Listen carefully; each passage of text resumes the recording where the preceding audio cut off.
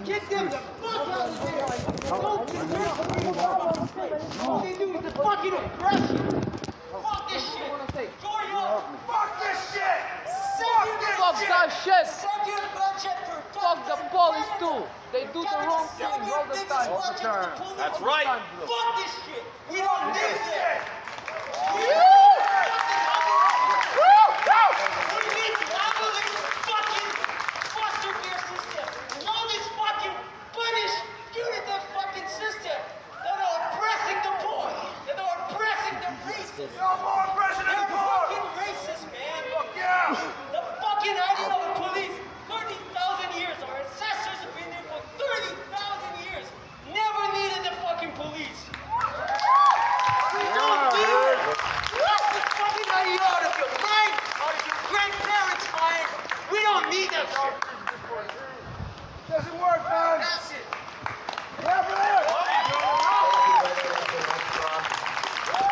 I just want to say that's why we're working to disband the police. And a lot of people don't believe it can happen, but it has to happen. And like the brother said here, it came with the colony. The police are here to be racist poor bashers. And that's why we all have to come together. Like Shay and Rose and Auntie Rose and Satsaqualis and a lot of people at the B10 and Megans are trying to do all over Victoria here in Mkwanga and Masonic. We have Indigenous here who've been struggling their whole families. How many knew Silly and Tony? Anybody here knew Silly or Tony? Ashley, do you remember? Yep. Ashley, okay? I know Tony. Yeah, okay, right? Yeah, Tony, yeah. Silly, the whole family are passed. They're all passed. And it's really sad. Why? Because of colonial settler colony, racist, poor bashing police. This brother brings up the thing about child care here. It's sick. What do you call it? Foster care. Well, it's not care. I can't think of the word because there's no care in it. And I really appreciate their honesty. I don't know where they just went, but I really appreciate their honesty. If there's any other Indigenous who want to speak, please feel free to Yeah!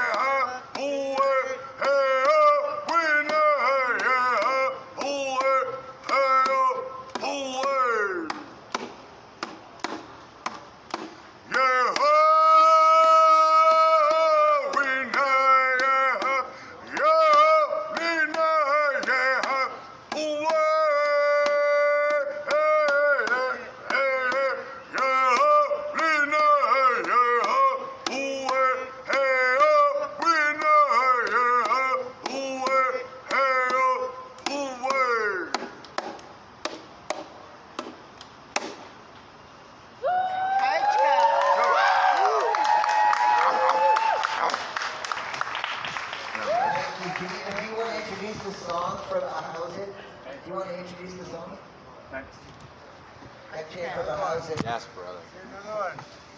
Want to do another one? Another one. We've got some drums. One more.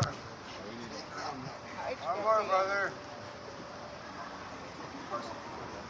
One more. Oh boy. Come on, brother, man. A prayer song from that scripture, man. Why he, where he, where he, where he, where he, where he,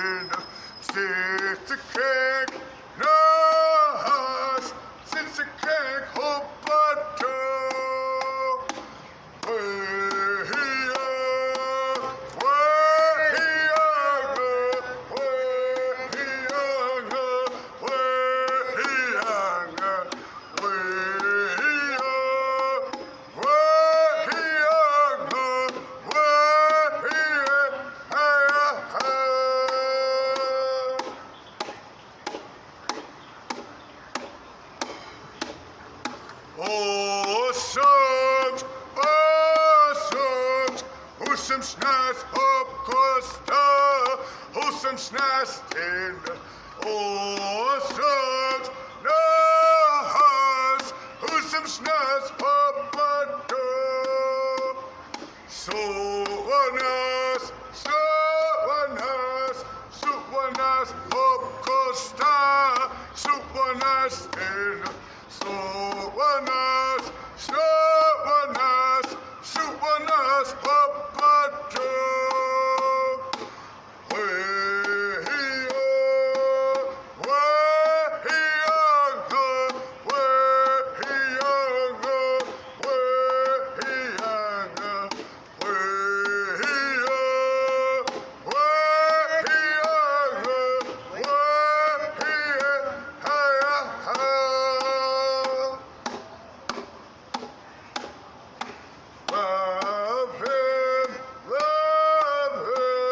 Love him in the morning, love him in the evening.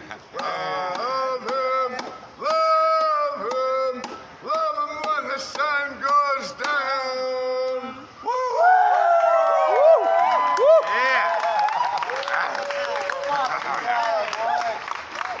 I just say, thank you. Thank you, brother.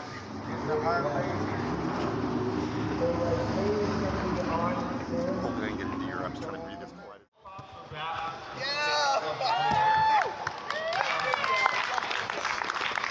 want to echo some of what Shay was telling me earlier, but just take it a next step beyond. We know we have issues, obviously, with the people being forced to camp.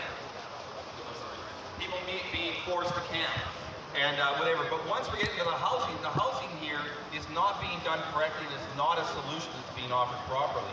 The basic issue that they aren't addressing is the housing does not honor the Residential Tenancy Act.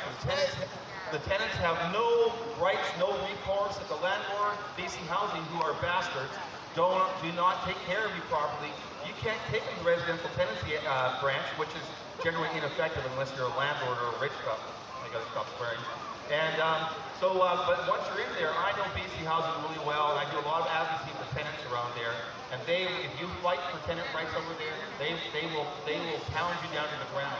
The housing that's being offered, whether it's the temporary housing, is not housing that it's usually in buildings that have been shut down, buildings that have been decommissioned because they're no longer suitable for human habitation, and then they turn into housing for homeless people.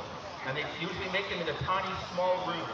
I have no problem with people pushing for tiny home solutions, because that is another stage that we need to go through. But tiny homes for people who want tiny homes. We need proper housing with dignity, and I think that's the key. Whether it's you have to live homeless in tents, give them dignity, give them showers, give them places to cook, give them what they need. If they're going into a temporary housing that they're setting up and buying these hotels, make sure it meets the Residential Tenancy Act requirements. Yeah, and they're asking for showers and stuff right now. There's no kitchens and stuff. You can't even cook. And then the NIMBYs sit there and go, oh, there was a fire. There was a fire. Well, what the hell? These people have to cook. And they're trying to do it, by the seat of their pants, not the way a rich person in Oak Bay would handle it. I'm just going to start getting mad and ranting here, so I'm going to emphasize. Thank you, brother. Thanks so much, Bruce. So yeah, Cecilia Ravine wants a shower. They want an outhouse closer than the one that people with disabilities there can't all make it up to that path very well. People at Gans have asked for a shower. This happened on a Thursday morning when kids would otherwise be on their way to school. A gunman. I don't have to tell you how terrifying that is as a parent and how traumatizing the resulting lockdown would be to school children if school was in session at the time. Irving Park also had an incident recently of a man who threatened to kill people's dogs and proceeded to urinate in front of children at the playground. These are just a few of the incidents recently. There's also people acting erratically, passing out on sidewalks and screaming all hours of the day and night. These are incredibly anxiety-inducing for children and parents. The school's been dealing with the exact same issues that Centennial Square encampment that caused the Centennial Square encampment to be shut down. So I ask you, what are you doing to prevent people who have been displaced from Centennial Square 2 days ago from moving down the street to Beacon Park? What are you doing to stop the criminal elements from taking up residence next to what should be a safe space for children to learn and grow? I urge you to recognize the warning signs that were present at Centennial Square and to not repeat the same situation in another park. Each schoolyard is unique, and bylaw amendments to add the buffer zone of 50 meters around schools is not enough for the South Park Elementary School grounds. It needs to be doubled or tripled so that children who are walking and biking to and from school are not. It looks great, bro. The buffer zone also needs to be placed around. Hang on to it. Does it make sense? We all live here together. It does. Allow that moves people out of addiction and homelessness. Not just continuing to enable them to harm themselves. This is no longer compassion. This is bordering on cruelty.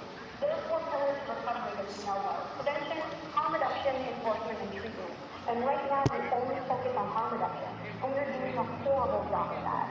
We have a drug ring in Centennial Square, people dying in their tents at Kotak, and for years they've been overdosing and dying off the COVID-10 world without any monitoring or mandatory counseling. The citizens of Victoria want change, and we want it now. Your community is willing to put up the money to address this problem in our city. If you can work with every level of government to provide a plan of action, and if not, we will find a mayor and council who can.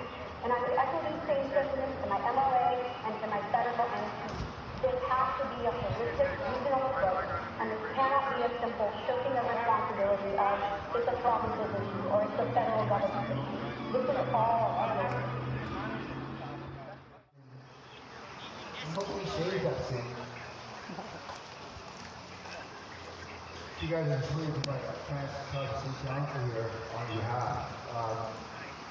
When I do this is great weight on a spirit of God on the heart. Because I want to make sure that I put through the message that everyone here has. The message that everyone here has is increasing quality of life for all human beings. I mean across the board. I think it matters whether you're purple or green or yellow or strawberry. It doesn't matter. I think that once you hit the poverty line, beyond that, your life is basically over. So what I want to do is bring some awareness to the fact that people on this side of the fence deserve the quality of life on people. If we all stand for equality, what is equal about what is going on in there? I mean, what is really equal? Not much. Yeah, not much. You know, when everybody returns to their homes at night, and they shut off the light, and close the door and lock the door and go to bed, we're still sleeping in tents. We're still sleeping in fucking tents. And that is what society deems an acceptable level of shelter for people like me. What do I mean by people like me? Well, people like me. So how would you feel if society shut the door on you and decided that your acceptable level of shelter was a tent to sleep in, and hopefully you don't catch COVID and give it the rest of it? And then blames your encampment that you're trying to sleep at, and people, the stressors that go involved with living in an encampment, things like farming and things like paranoia and things like drug addiction. You know, those things all reflect on how you feel as a secure person. So when you try to like say that an encampment life is like, you know, some sort of vacation for us, or some sort of like absence of reality, I'm telling you right now that that's the most part of reality that you will ever experience, is how to live day by day, 24 hours in a tent. Now winter's approaching, and I've already experienced winter out here. You know, bylaw is trying to take away our rights to have a 10 by 10 encampment. Now me and my wife, we live in an encampment that's probably about 20 by 10, 20 by 15. And Over the last several weeks now, Kay has been holding down the fort. You all right? I'm not sure how you doing. What's that? Keep up with fire. We Who's that? have a number of other heroes at all the different camps. Sandy. Property shut down, entered with long guns drawn, and when he reacted, they shot him. And that's how they reported it to the news. That's the statement they gave to the news, is that he was mentally deranged and he broke an enemy. And that that's just, it's like a fucking whole different story. And you see that over and over again with the victims being painted as the criminals, with the people who are the victims of violence being painted as the ones who are violent.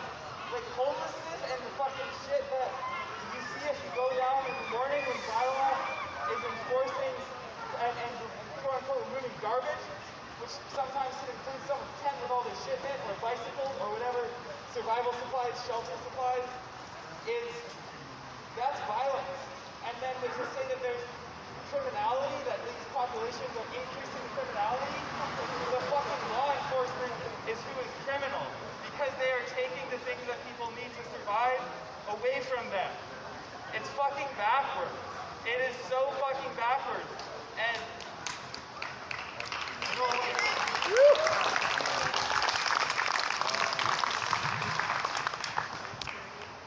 yeah, that's pretty much all I had to say, but just watch out. A lot of people here probably know have a lot of lived experience based on their intersection, knowing to watch for that, knowing people who are vilified in the media, who just straight up report what the police say, and the police have a stake in criminalizing the people that they are there to fucking commit violence against, whether it's for violence of oppression or actual physical violence. But yeah, just watch for that shit.